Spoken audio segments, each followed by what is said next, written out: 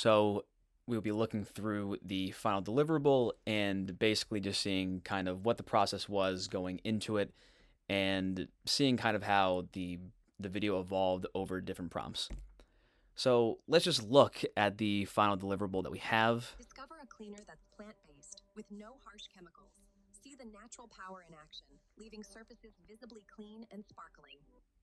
So the first thing you immediately notice, I think, is the video quality is very good. That's something that you could definitely take away from the video. However, once I bring up the original one, the first iteration, the voice quality somehow got a lot worse. As you can hear in this, it sounds muffled. Discover a cleaner that's plant-based with no harsh chemicals. It also See the has an natural extra power in cut action, in there leaving too. surfaces visibly The clean and subtitles sparkling. don't resemble real words. But if we go to the first one, Experience a new standard of clean. Our formula is 100% plant-based and biodegradable, ensuring no harsh chemicals are left behind. this felt a little bit more refined than the final one. And maybe because I wasn't specifically clear enough about maybe thinking of a different video entirely, and maybe it just tried to recreate itself, which caused a little bit of noise, maybe. I don't know exactly, but the voice in this, I want to listen to it again. Experience a new standard of clean. Our formula is 100% plant-based and biodegradable, ensuring no harsh chemicals are left behind. With that being the first iteration, the voice, when I first listened to it, was so impressive. It was practically perfect, in my opinion. This was not when I basically introduced. I did tell it to add some notes about it, how I wanted there to be like, just showcase that it's a natural cleaning product, that it isn't this synthetic thing that's made cheaply by a bigger corporation. But even here, you could just see no harsh keen meals, where it's supposed to be no harsh chemicals. But in the final one, where I wanted the subtitles to be in both English and Spanish, it didn't even offer subtitles. It gave subtitles, I think, for different parts of the graphic that I think resembled words even less than it was kind of supposed to. But going into the creation process, I used Gemini Pro, using the free student package where if you're a college student, you do get Gemini for free, so or Gemini Pro for free. So that's what I thought would be the easiest course of action to go through there. And with their video model of Vero 3.1, with the iterations and challenges honestly go a lot together because most of the iterations were basically just trying to refine the original product. But as it turns out, it basically was like running in circles because every time I tried to address something, something else would be messed up. For example, the voice. The voice sounded perfect to start off. I originally wanted it to be around a 15 to 30-second thing, product demonstration. The problem was it only gave me 8 seconds or 9 seconds. I forgot the exact amount. But when I tried to make it, okay, I want it to be longer, it wasn't necessarily able to do that. It actually just kept it the same length the entire way.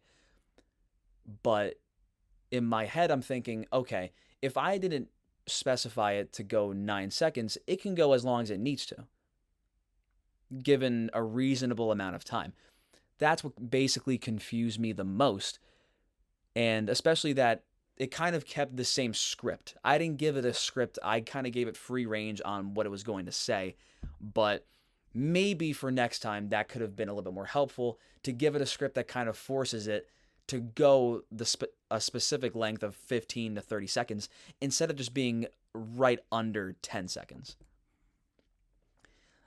With the quality analysis in regards to strengths, it knew how to utilize a setting. That's something that I also forgot to mention in all the deliverables.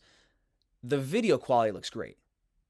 The video quality was absolutely amazing. I took inspiration from one of the modules where you put it was the I think it was the environmentally conscious skincare product in a minimalist bathroom setting. I figured that that would be the best way to showcase a product without having there be really any noise from the setting itself. I wanted to make the setting as boring as possible to make sure that the product was getting kind of the attention that it was supposed to get initially. And as I said before, the beginning voice narration was perfect. After each of the iterations were going on, it seemed that the voice got even more muffled. And in the last deliverable as well, the voice cuts out, and so does the video. So that's definitely something that I thought was worth looking at in terms of the final deliverable not really being that much, like not having that much progression to it as much as I wanted to, and a lot of the steps that I kind of took to make sure I addressed the spelling errors, the voice being muffled. I want subtitles here. I want the video to be a little bit longer. It wasn't able to provide me that. And that was probably the biggest weakness that kind of made the quality of the video worse. Realistically, the video quality, I would say, was probably a 9. But because of the fact it was unable, maybe 10% of the text was legible as actual words. The rest either gibberish or wasn't exactly anything else. That brings it down to like a 6, maybe to a 7. If maybe you're more conscious of maybe it does get the text wrong a little bit more, but the voice is saying words and the product is cleaning things. That is something to definitely look at. In regards to legal considerations, I made sure to also emphasize as well from the module 6.9 video showing the skincare product not having a logo.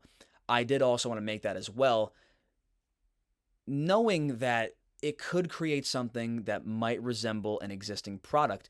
When I introduced in one of the other prompts to just show it side to side against a competitor, compare the two, it gave me a bottle that very closely resembled Windex, which I immediately realized, okay, I need to get rid of that.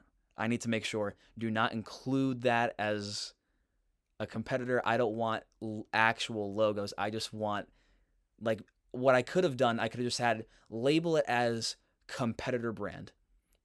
The exact same way that it had the 100% plant-based thing on the actual product. That's what should have been there instead. So that was definitely a legal thing to consider. Other than that, Google doesn't own the generated content, so I could use it as my own. It's just that it's AI generated. It's not an actual demonstration of a product.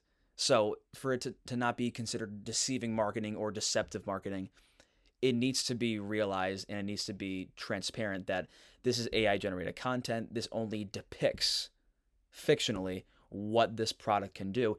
It's not an actual demonstration. It's a simulation of the demonstration.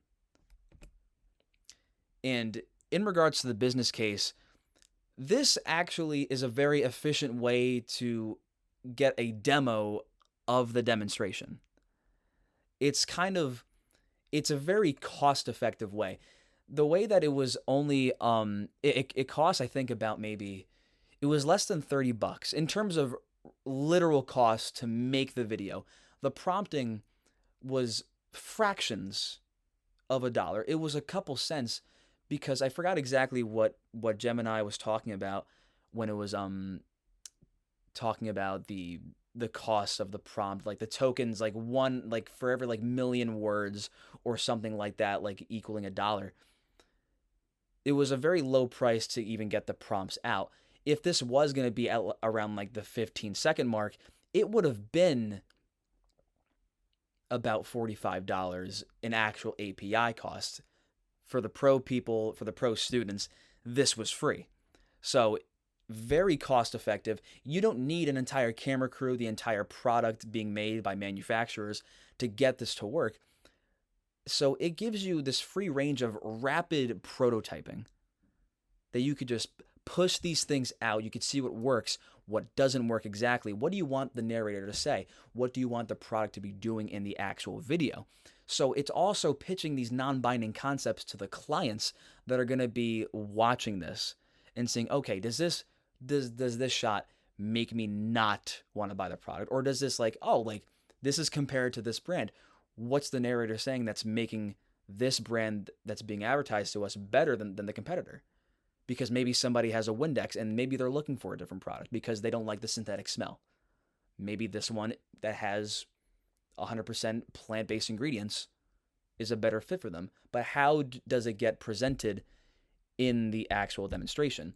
This is when it's most useful, when you don't have the time, you don't have the money, you don't have the crew, you don't have the manufacturers, you don't have the actual product itself. It's very good for getting the ideas out quickly without anything being binding, without there being any sort of specific legal commitment to paying people or making a product or patenting a product. That's basically what I think it is.